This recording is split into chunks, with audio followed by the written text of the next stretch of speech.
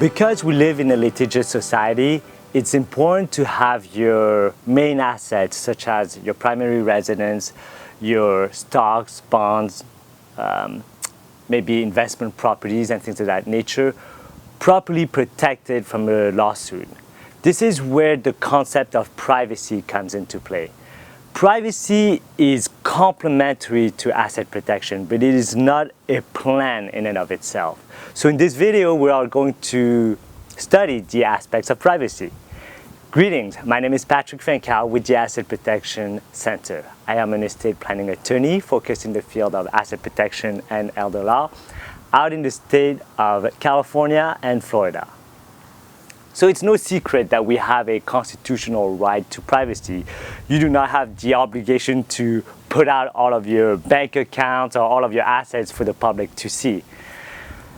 But again, a misconceived notion about it is that it is legal or even ethical to go ahead and hide that asset in order to prevent a collection. And that is not the goal here. Out in California, I'll tell you two of the main issues that you will be facing in light of privacy. First of all, there is what is called articles of organization if you own an LLC, for instance. Well, the registered agent, the individual, or the company that receives any legal documents on your behalf should not be you, the actual client, because then you make the task that much easier for the creditor to come at you and basically serve you documents to tell you that you are being sued. So the registered agent should never be you, the client. That's number one.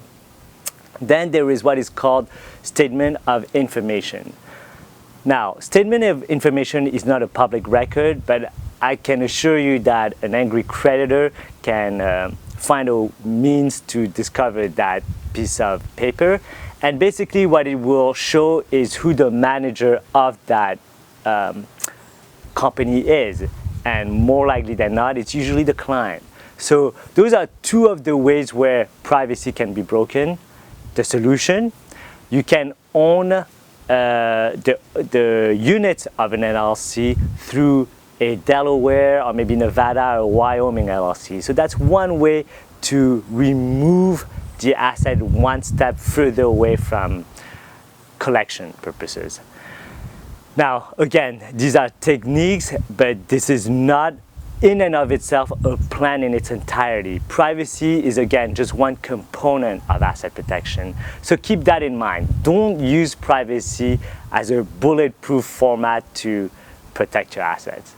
I hope you found this helpful. If you want to find out more, visit us at assetprotectioncenter.com or call me 714-966-2646, and I'll be happy to discuss your situation. Thank you, and I'll see you next time.